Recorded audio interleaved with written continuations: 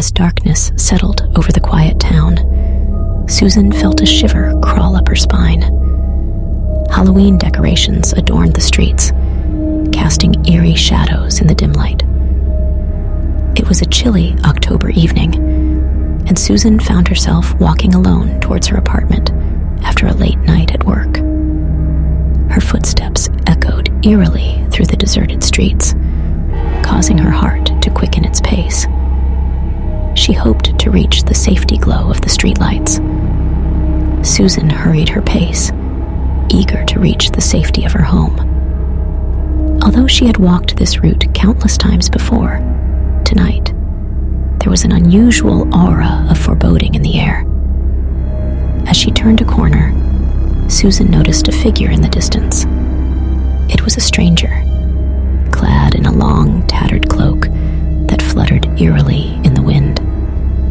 His face was hidden beneath the shadow of a wide-brimmed hat. The stranger seemed to be watching her, his piercing gaze following her every move.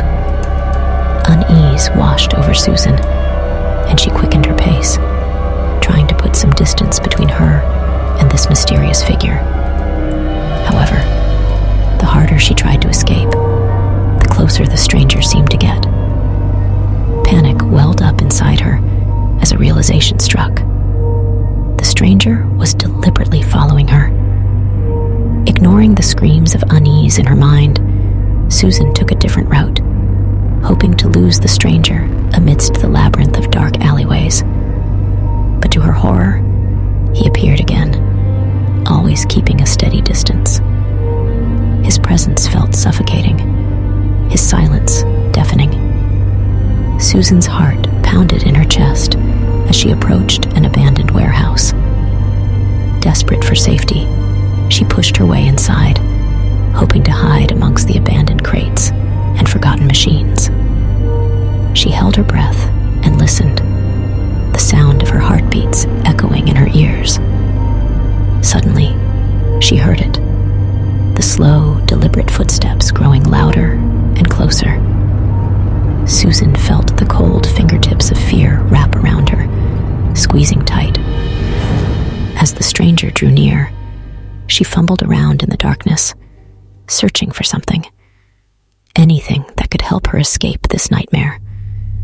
Her trembling hands finally found an old metal pipe, a frail hope for self-defense.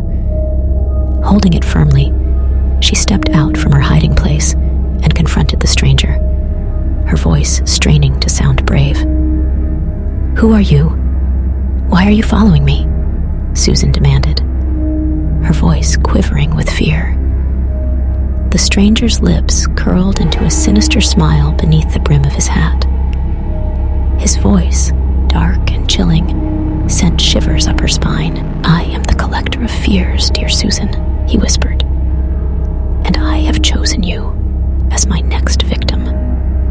Susan's blood ran cold as the stranger's words filled her with terror.